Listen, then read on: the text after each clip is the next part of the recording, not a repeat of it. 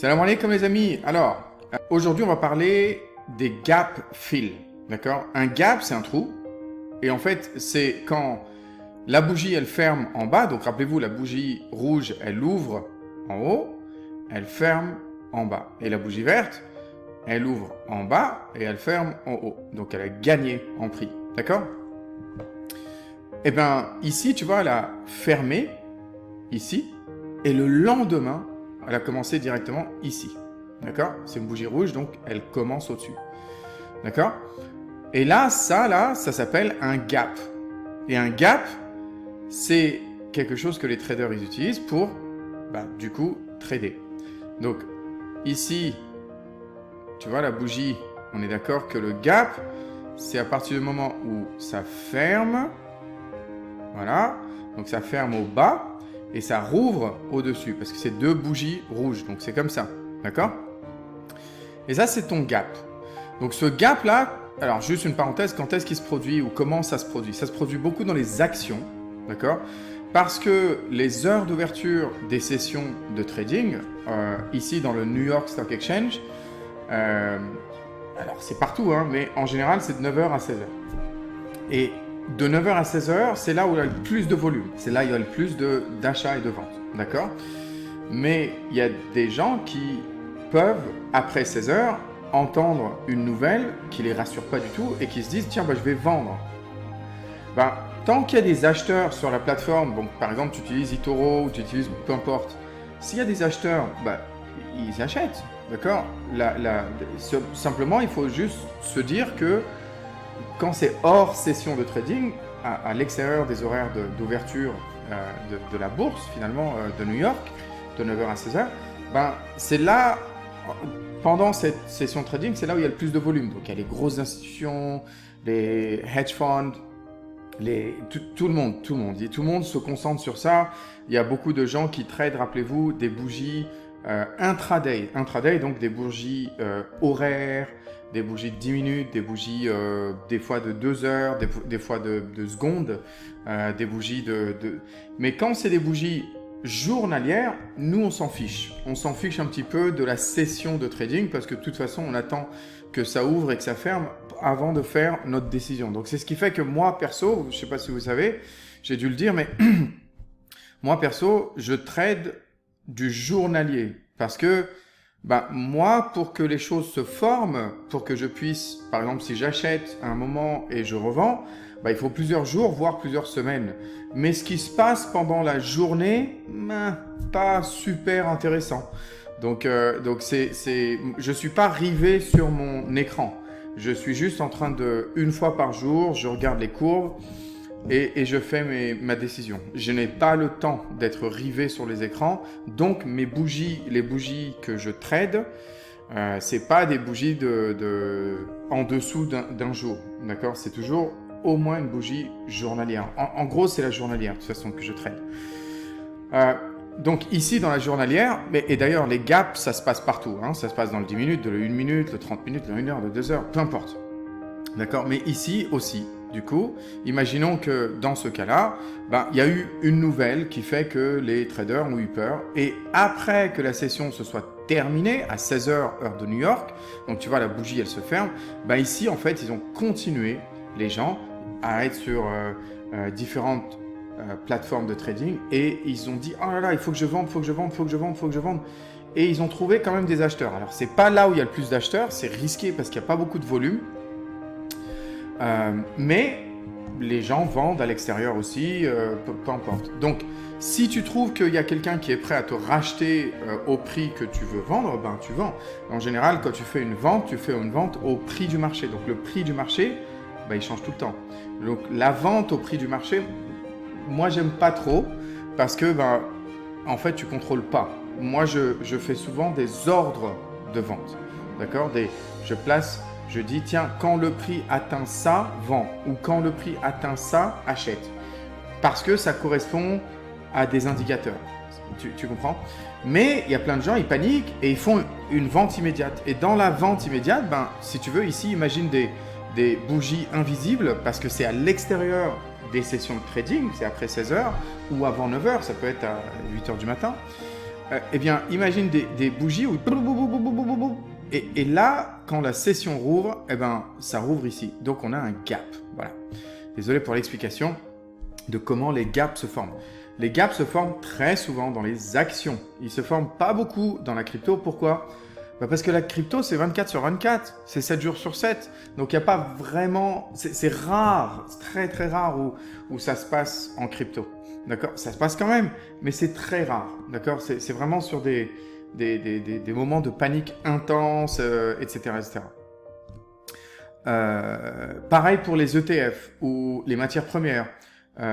Les heures de trading sont différentes. C'est pas de 9h à 16h. Mais comme les actions, c'est de 9h à 16h, en général, les bourses du monde entier, c'est de 9h à 16h, heure de chaque localité, eh ben, ça laisse une grosse plage horaire au gap. D'accord, à la vente ou au rachat d'actions après ces heures de session. Donc, ça crée des gaps. Alors, pourquoi c'est important ? Donc, c'est important parce que, en fait, quand j'ai... Alors, il y a vraiment...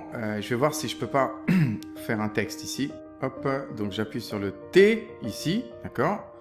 Donc, je vais juste mettre un commentaire, voilà, un commentaire rapide. Hop. Quand... Alors, écoutez bien. Quand le gap est assez conséquent. Je ne suis pas intéressé par des micro-gaps de rien du tout. D'accord ? Quand le gap est assez conséquent. D'accord ? Ça, c'est première condition. Quand le gap est assez conséquent. Donc ici, par exemple, enfin moi, en tout cas, je vois si c'est un gap conséquent ou pas avec la taille moyenne des bougies. Quand je regarde la taille moyenne des bougies, je me dis que ça fait plutôt plusieurs bougies. Ça fait au moins 4-5 bougies moyennes que je vois là. Et donc, je me dis, c'est un gap conséquent. Après, tu as des micro-gaps, mais ça, je ne suis pas intéressé. Quand le move d'après, d'accord, est conséquent aussi. Donc, tu vois, par exemple, ici, ce qui se passe, c'est que, hop, je vais faire ça. Ici, au fait, je ne sais pas ce qui va se passer ici, hein, on en est encore, mais je vais vous dire comment je réfléchirais si je devais faire un trade. D'accord ? Donc, ici, quand le move d'après est conséquent, ça veut dire que... je vais vous montrer après. Je termine juste ça aussi. Et quand... Et 3, enfin 3, il n'y a que 3 conditions. Et quand le gap est rempli. Enfin, ça se dit pas. Et rempli.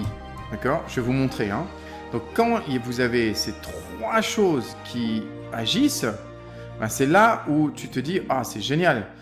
Là, effectivement, ça remplit les 3 conditions et je peux utiliser ça comme un indicateur super fiable. D'accord ? C'est vraiment un super indicateur. Est-ce que ça va être mon seul indicateur ? Non, bien sûr que non. Absolument pas. D'accord ? Il me faut plusieurs indicateurs qui convergent et qui vont me donner une grosse rassurance. D'accord ? Donc, ici, qu'est-ce qui se passe ? On va voir. Ici, qu'est-ce que j'ai ? J'ai un gros gap. Donc, je regarde la taille de mes bougies. Je me dis, ça, c'est au moins 3-4, minimum 3-4 bougies, voire 5-6. D'accord ? Et je me dis, par rapport aux bougies que je vois. D'accord ? Et je me dis aussi, bon, le move en bas, il est plutôt conséquent aussi. J'ai plusieurs bougies où je descends. Donc là, j'ai déjà les deux. Le move d'après, ça peut être un move up ou move down. Ici, c'est un gap down. D'accord ? On va parler de gap down ou gap up. D'accord ? Ici, c'est un gap down puisque le prix, il descend. D'accord ? Et donc ici, j'ai plusieurs bougies où ça baisse bien. Donc, le point 2 est rempli. Et quand le gap est rempli, donc à un moment, si par exemple, je me dis, tiens, il y a un indicateur ici qui fait que j'achète ici. Mettons, j'achète ici. D'accord ? Si je me dis, mais quand est-ce que je pourrais revendre ?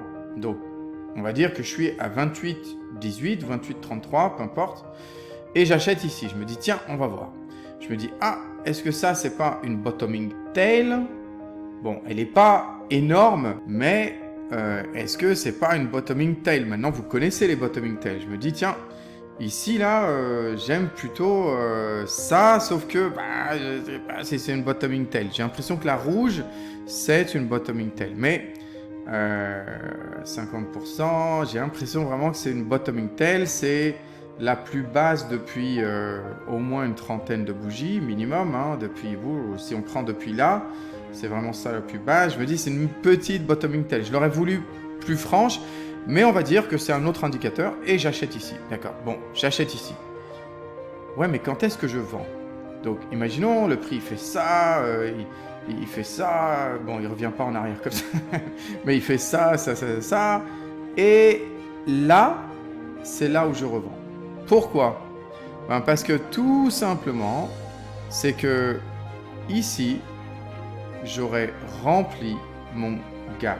Donc, attends, je vais juste enlever ça, hop, ici, j'aurais rempli mon gap. Donc, tu vois ici, le haut du rectangle, le prix, maintenant, il vient remplir. Ouais, voilà. Il vient. Tu vois, le prix, maintenant, en fait, il a re-rempli le rectangle. Tu vois, il a fait tout ça et il a rempli. C'est un gap fill. En général, quand il y a un gap fill, le prix s'apprête encore une fois à changer de sens. Ça peut être une résistance ou un support. Donc, en gros, là, ici, je vais être en résistance et c'est là que je vends. Ce qui est un super profit. Hein. J'aurais éventuellement acheté, tu as vu, avec une bottoming tail, j'aurais acheté à autour de 28,30, on va dire. Et ici, j'aurais vendu en 39,30. Donc, si je prends ma petite règle comme ça, là, et que je commence à me dire, tiens, bah, j'aurais acheté ici, par exemple, jusqu'à là. Hop. C'est quand même 40, presque 41%. C'est énorme, énorme. Mais ça va mettre plusieurs jours. D'accord? C'est ça qu'il faut se dire, c'est que ça risque de mettre plusieurs jours. Donc là, j'ai deux indicateurs. J'ai un gap fill et c'est là que je vends. D'accord? Le gap fill, il est très important. Ce serait la même chose aussi de l'autre côté pour pouvoir me dire, bah, tiens, bah, je vais vous donner un exemple. Tiens, bah, ça, c'est un bon exemple pour vraiment montrer ce que je viens de dire. C'est que, imaginons que tu as un indicateur ici. Donc là, je ne vous ai pas parlé de tous les indicateurs encore, mais imaginons qu'il y a une bottoming tail. Il n'y en a pas. Il n'y en a pas, je vous le dis tout de suite, il n'y en a pas, ne soyez pas confus. Mais imaginons qu'il y a une bottoming tail et je me dis, tiens, bah, je vois une bottoming tail. Bien sûr, vous achèteriez pas parce que c'est un seul. Ce serait un seul indicateur, donc vous n'achèteriez pas. Mais mettons, bottoming tail, j'achète. Mettons, d'accord? Oh, pardon. Alors, ici, qu'est-ce qui se passe? C'est que je viens de repérer un gap, d'accord? Donc ici, au fait, pour pouvoir ragrandir comme ça les courbes, tout ce que vous avez besoin de faire, c'est simplement mettre votre souris sur le prix, la courbe des prix, hein, la courbe des ordonnées, l'axe des ordonnées, d'accord, ici, et tirer avec votre souris. Donc vous restez appuyé, vous tirez, d'accord? Et c'est la même chose pour la courbe des dates. Vous mettez votre souris ici, vous appuyez, vous cliquez, et vous restez appuyé, vous restez cliqué, et vous tirez, d'accord? Donc c'est juste, si vous me voyez faire ça assez rapidement, sachez que c'est comme ça que je le fais. Et aussi, vous pouvez choisir le prix dans la monnaie qui vous va, d'accord? Peu importe. Si vous êtes en train de trader en euros, bah, choisissez peut-être des courbes en euros. Comme ça, vous avez effectivement pas... comme ça, vous n'avez pas effectivement des prix en dollars ici comme moi, mais en euros, d'accord? Donc ça, c'est vous qui choisissez. Alright? Mais mettons, revenons à mon exemple. Ici, j'ai effectivement là, clairement, un joli gap. Donc tu vois, hein, regarde le gap. Ici, je ferme là. Alors, j'espère que vous allez pouvoir me dire... Je vais essayer de faire ça un peu plus gros pour que vous puissiez voir, Inch'Allah. J'espère que vous allez pouvoir me dire pourquoi je l'ai mis comme ça. Pourquoi j'ai inclus dans mon gap... Pourquoi j'ai inclus dans mon gap la bougie ici, alors qu'ici, je ne l'ai pas inclus. Tu as vu la bougie rouge et ensuite la bougie verte, ça c'est le gap. D'accord, je fais un peu plus gros. La bougie rouge, bougie verte. Bah, parce que tout simplement, bravo à ceux qui ont répondu juste, hein, c'est qu'une bougie rouge, ça ouvre au-dessus, ça ferme en bas. Donc ça, c'est l'heure de fermeture. Mais une bougie verte, ça ouvre en dessous. Donc c'est de la fermeture. à l'ouverture de la session, d'accord? À la prochaine ouverture de la session. Donc, c'est vraiment ici. Et donc, le gap, il est de là à là. Il ne faut pas se tromper, parce que sinon, après, tu vas vendre ou faire des erreurs, quoi, hein, tout simplement. Donc, mettons, on va voir si, effectivement, cette ligne-là, le gap fill, quand le prix reviendra. Donc, vous vous rappelez, on avait dit que si on voit ça, eh bien, le prix, si à un moment il revient, si à un moment il revient, hop, ici, eh ben, il va changer de sens parce que il aura rempli le trou qu'il avait fait avant. Alors ça peut être avant, il y a 2 semaines, 3 mois, 6 mois, 2 heures, suivant la taille de vos bougies, suivant la durée de vos bougies, etc., etc. Peu importe. C'est un gap fill, un remplissage du gap, d'accord? Ben ici, si je dis vrai, ça veut dire qu'on devrait voir ici que le gap fill, il montre un changement de tendance. Tu vois, on arrive à ce niveau-là et boum. Là, si j'avais acheté en bas, ben, j'attendrais effectivement ce niveau-là, hop, pour vendre. D'accord? On va voir si maintenant c'est quelque chose qu'on retrouve. D'accord? Donc, qu'est-ce que la courbe a fait? Alors, la courbe, elle a fait. Je vais essayer par contre maintenant de la faire un peu plus, voilà, petite. Voilà, la courbe, elle a fait quoi? Eh bien, regardez ce qu'elle a fait. Elle a fait exactement, donc elle a fait ça. Le move après, il était conséquent. Rappelez-vous, c'est ça, c'est le move d'après est conséquent aussi. Donc, le gap est conséquent, le move d'après est conséquent. Et quand le gap se remplit, ben, il y a un changement de tendance. Donc, on va voir ici, le move d'après, il est super conséquent. Regardez le nombre de bougies en descente. C'est même la descente aux enfers. D'accord? Et après, ici, là, on commence à remonter. Et regardez ma ligne pointillée, là. Horizontale, regardez. Donc, là, boum! Qu'est-ce que je heurte quoi? Je heurte le remplissage de mon gap. Je reviens là où ça a gapé. Je remplis ce gap. Eh bien, effectivement, on voit que maintenant, ça rebaisse. D'accord? Donc, tu vois un peu, c'est ça qui est super intéressant avec ces gap fill, cette technique de gap fill. J'espère que ça vous aide. Alors, ici, j'en avais... Ah oui, voilà. Donc, Nestlé, c'est un bon exemple. Ça ne s'est pas passé encore. Mais c'est un bon exemple où moi, je me dirais, tiens, à regarder, à surveiller, tu vois. Alors, ce n'est pas un énorme gap. Si on se dit, ouais, mais tu as vu le nombre de bougies que ça pourrait tenir, ce n'est pas énorme. Donc, il faut faire attention. Moi, j'aime bien quand c'est très gros, très voyant, pour être toujours dans le truc où je me dis, ouais, mais là, c'est vraiment très... Voilà. Donc, tu vois, ici, c'est comme ça que je le mesure, le gap. D'accord? C'est au-dessus, puisque les bougies rouges ouvrent par le dessus. D'accord? Et les bougies vertes, elles ferment par le dessus. Donc, c'est comme ça que je le mesurerai. Mais si tu regardes la taille du gap, bah, franchement, si tu regardes la moyenne des bougies, ça tiendrait peut-être 2 ou 3 bougies. Donc, c'est pas excessivement... Mais par contre... je me dirais, attends, le point numéro 2, c'était le move d'après est conséquent. Donc, je me dis, attends, est-ce que le move d'après est conséquent? Ben, pour l'instant, c'est un peu bof, quoi. Tu vois, c'est un peu pip, tu vois, un tout petit pip, quoi. C'est pas, il n'y a que 2 bougies en dessous, quoi. Donc, encore une fois, c'est bof comme indicateur. Tu vois, là, je sais pas si j'ai envie de le prendre au sérieux, cet indicateur. Donc, par contre... si jamais ça marche, ça peut marcher aussi, hein, mais c'est pas un indicateur, c'est pour vous montrer un petit peu les nuances où je me dis, ouais, mais il faut vraiment que ce soit bien visible, quoi. Donc, par contre, si ça peut très bien, donc si ça respecte ce que je dis, ça peut très bien faire là, et peut-être remonter jusque là, et là, boum. Parce que ben, vous voyez bien qu'ici, on est arrivé au remplissage. Donc voilà, c'est juste pour vous dire que ça peut marcher. Ça se trouve, vous allez regarder cette courbe et puis dans quelques jours, ça va arriver à là et puis ça va changer. Peut-être, mais moi, perso, je les traite que quand quand j'ai les conditions. C'est ça où les gens ils font des raccourcis. Ils s'en fichent des conditions.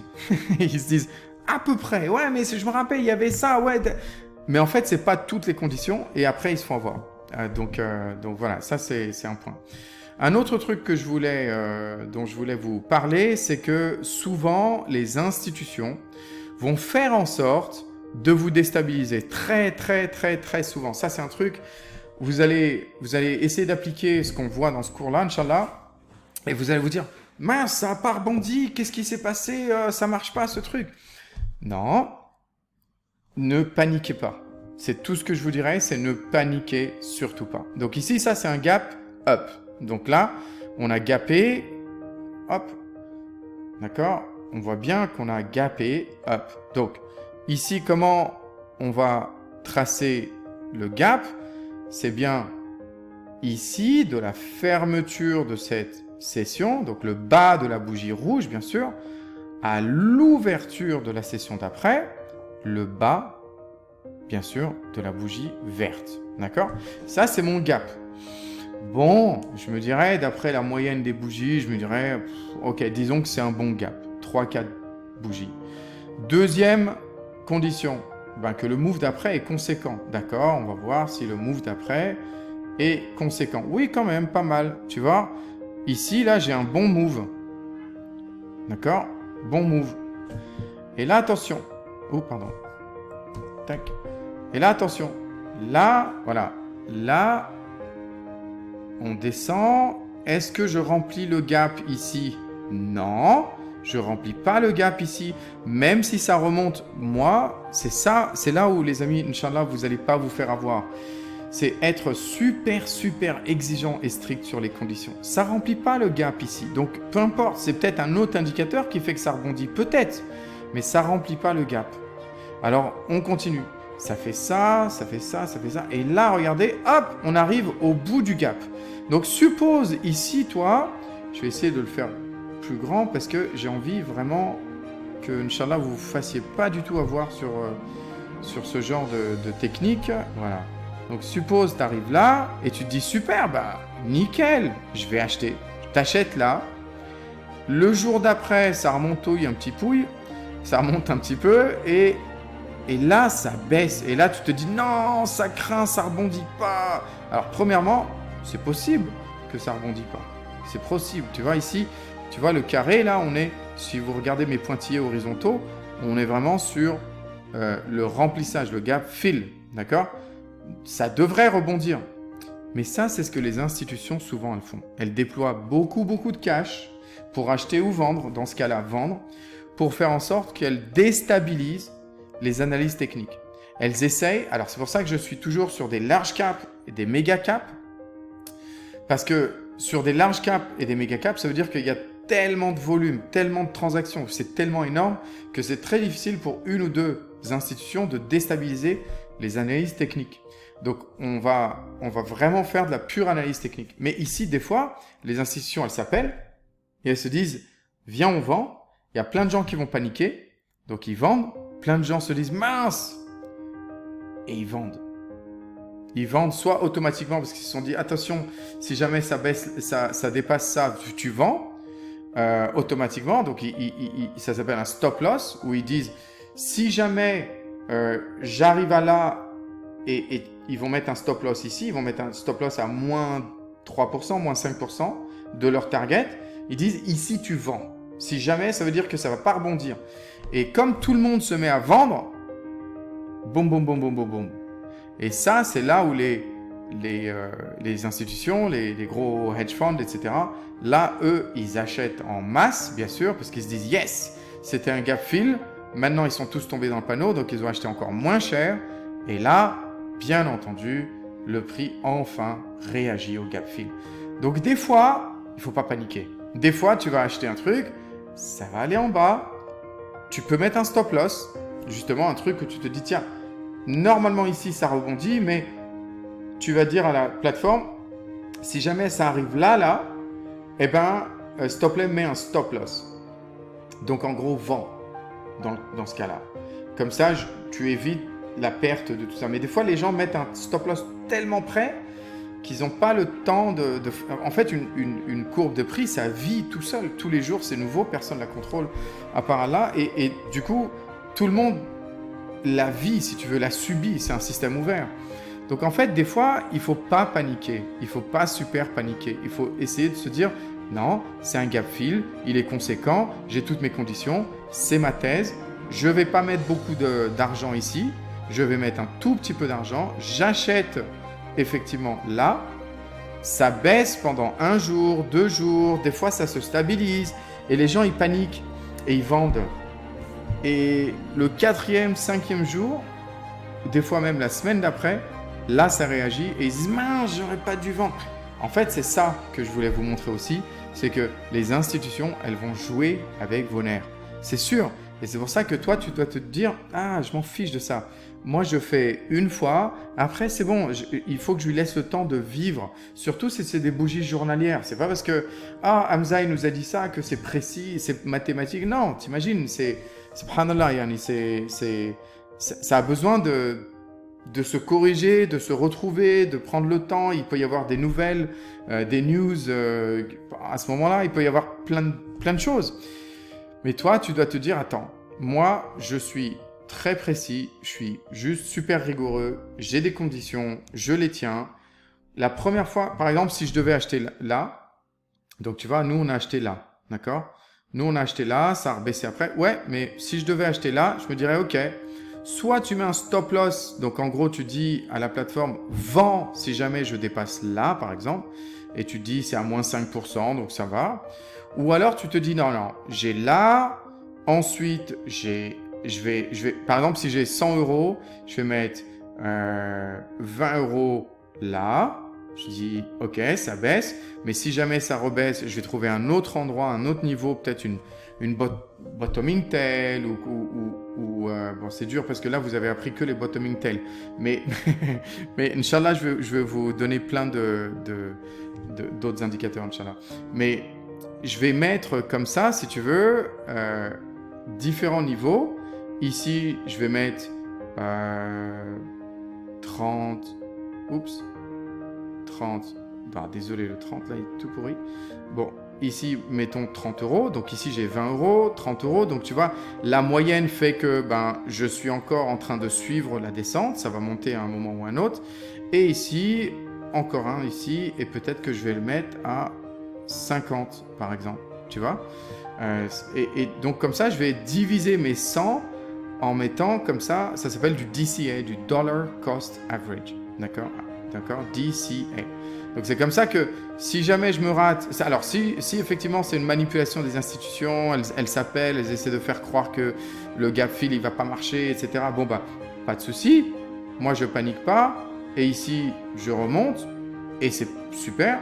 Si effectivement, le gap fill, il n'a pas marché parce qu'il y a une grosse nouvelle, il peut y avoir un crash, il peut y avoir un président qui annonce un truc incroyable, enfin, il peut y avoir la guerre, il peut y avoir plein de trucs. Ici, moi, je me dis, attends, je réévalue, je vais attendre plutôt ici. Et comme je mets de plus en plus et que le prix est de plus en plus bas, donc je suis en train de suivre le prix d'une manière très rapprochée. D'accord? Puisque je mets un petit peu plus, mais en même temps, j'achète plus bas. Donc, c'est vraiment deux facteurs qui font que je suis le prix. Ça s'appelle le DCA. D'accord? Le Dollar Cost Average ou Averaging. OK? Donc voilà, c'est juste pour vous dire que des fois, ça va tester un petit peu vos nerfs et il faut être super prudent. Mettez pas tous vos sous dans un seul trade. Essayez de diviser. Essayez de vous dire, tiens, je vais mettre que ça. Si j'ai raison, super. Si j'ai pas raison, j'ai encore des munitions pour la suite. Si jamais, parce que si c'est des large cap et des méga cap, ça va pas aller tout en bas et ne plus exister. Tôt ou tard, ça monte, ça descend. Donc si ça descend, ça monte. Donc c'est pour ça que tu paniques pas, tu es super réfléchi et tu te dis, Inch'Allah, je vais... Donc voilà, soit la technique des stop loss, d'accord?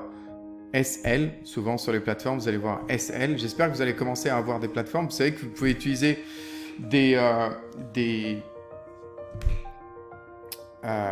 l'argent fictif sur les plateformes. Vous pouvez vous donner 2000 €, 100 000 €, peu importe, et faire des trades fictifs pour voir si D'ailleurs, c'est mieux parce que vous allez avoir beaucoup moins d'émotions, beaucoup moins de pression. Vous allez vous dire, c'est pas mon argent, je veux juste essayer les techniques que j'ai vues là dans ce cours et voir si ça marche ou pas. Et donc, toi, tu vas commencer à te dire, tiens, bah, je vais essayer la technique de stop loss, je vais essayer la technique du DCA à différents niveaux. Bien sûr, ces niveaux-là, il faut que ce soit des niveaux avec des indicateurs, etc. etc. Hein, d'accord, c'est pas juste au hasard. Et tu vas commencer à te dire, ah d'accord, c'est comme ça que ça marche. Il faut vraiment essayer de le faire. N'hésitez surtout pas à le faire. Donc voilà, pour résumer, en gros, c'est juste pour vous dire que si j'avais suivi effectivement mon stop loss, ou pardon, mon gap fill, eh bien, j'aurais, je vais le mettre en jaune pour que vous puissiez voir, eh bien, j'aurais sûrement eu ici une petite manipulation, une petite frousse, d'accord? Mais c'est des choses qui peuvent se passer, d'accord? Donc, soit vous vous dites, bah alors je vais acheter un petit peu plus bas, je vais acheter au milieu de la bougie, comme on a fait pour les bottoming tail, si vous vous rappelez, hein. Les bottoming tail, c'est pas une bottoming tail là, hein. Ça correspond pas à une bottoming tail. Mais les bottoming tail, si vous vous rappelez, on avait dit qu'on allait acheter à la moitié de la bougie parce qu'on s'attendait à ce que ça baisse, parce que les institutions, elles font souvent ça. Elles essaient toujours de vraiment essayer d'avoir les gens. Donc ici, tu peux te dire, bah, alors, si mon rectangle ici, il est là, ben moi, je vais prendre la bougie rouge là et je vais essayer de viser la moitié, puis je vais plutôt acheter ici. Donc, tu as un meilleur point d'entrée. Ça, c'est aussi une possibilité. Tu risques d'en rater de temps en temps, mais ça n'a pas de prix. Le sentiment de sécurité, le sentiment de bien dormir le soir, quoi, hein. Donc, faites aussi comme on a dit pour la bottoming tail, c'est-à-dire viser la moitié de la bougie parce que je m'attends à ce que les institutions, elles vont essayer de te déstabiliser. Donc voilà, c'est juste pour vous montrer que ça marche. C'est un super indicateur, c'est gap fill. C'est vraiment un super indicateur. C'est beaucoup plus les actions qu'autre chose, mais c'est un super indicateur. D'accord? Que ce soit pour vendre, le moment de vente, ou le moment d'acheter, suivant où est-ce que vous êtes, quoi. D'accord? Donc si c'est juste pour vous montrer ici, tu vois, là ici, moi ce serait le moment d'acheter sur la ligne jaune, la moitié, hein, de la moitié de la bougie rouge là ici, parce que je me dis ouais mais les institutions elles vont peut-être me saouler. Donc tu vois ici, hop, je pousse la moitié de la bougie rouge. Elle est à peu près à la ligne jaune, tu vois? J'espère que tu arrives à voir. Et comme ça, je me dis, bon, bah voilà, c'est mon point d'entrée. Et c'est pas grave. Si le prix, il rebondit avant, il rebondit exactement au gap fill, c'est pas grave du tout. Au moins, tu as pris une sécurité en plus. C'est ça, le jeu, c'est pas d'avoir toutes les trades. Subhanallah, tous les jours, il y a des trades. Tous les jours, il y en a des nouvelles. On s'en fiche de la trade. On veut juste être safe, on ne veut pas prendre de risques, on veut diminuer les risques. C'est pour ça que tu passes du temps à regarder ce cours-là. C'est pour vraiment faire en sorte que c'est beaucoup moins risqué de trader, Inch'Allah. Ok? Allez, je vous laisse. Merci beaucoup les amis. Et n'hésitez pas à commenter les amis. Vous savez, je suis en train de penser à deux choses qui peuvent être intéressantes pour ceux qui commentent, pour ceux qui participent, pour ceux qui like, parce que c'est vrai que YouTube ne sait pas du tout qu'on existe encore. Mais pour ceux qui vraiment participent, qui essayent de peut-être partager la chaîne, etc., vous savez, ce qui peut se passer aussi, c'est que ce que j'aimerais bien faire, c'est pouvoir faire des lives, après que j'ai fini le cours, faire des lives où je traderai devant vous. Je vous expliquerai pourquoi j'ai choisi ça. Libre à vous de suivre, de ne pas suivre, peu importe, ça c'est vraiment, vous faites ce que vous voulez. À la limite, ne suivez pas, comme ça moi j'ai pas la pression en plus. mais moi je vais trader live pour vous montrer. Donc une fois que le cours est terminé, si vraiment il y a beaucoup de gens qui suivent ce cours et qui sont intéressés, j'aimerais bien peut-être faire ça. Un autre truc aussi, pour les gens qui partagent et qui sont super actifs, si vous arrivez dans les commentaires à me dire « Regarde, j'ai partagé ta chaîne, etc., ben, ce serait éventuellement je pense que ce que je voudrais faire, s'il m'envoie un email en disant « Regarde, j'ai partagé ta chaîne », et s'il y a un commentaire pour dire « Regarde où j'ai partagé ta chaîne », tu mets bien le lien, eh bien, moi, je voudrais vous envoyer ma liste, c'est un tableau Excel, de matières premières, d'ETF, d'actions, que ce soit en France, aux US ou dans plein d'endroits, que moi, j'ai vu qui étaient 100% halal, que j'ai vu moi, d'accord, avec mes outils que je paye tous les mois. Donc moi, je peux vous donner ma liste. Si vous m'aidez, je peux aussi, Inch'Allah, partager ma liste. Après, libre à vous de l'analyser, etc. Voilà, donc merci à tous ceux qui soutiennent la chaîne. Inch'Allah, je vous oublierai pas aussi. Et on se dit à bientôt. Courage, continuez. Après, à très vite.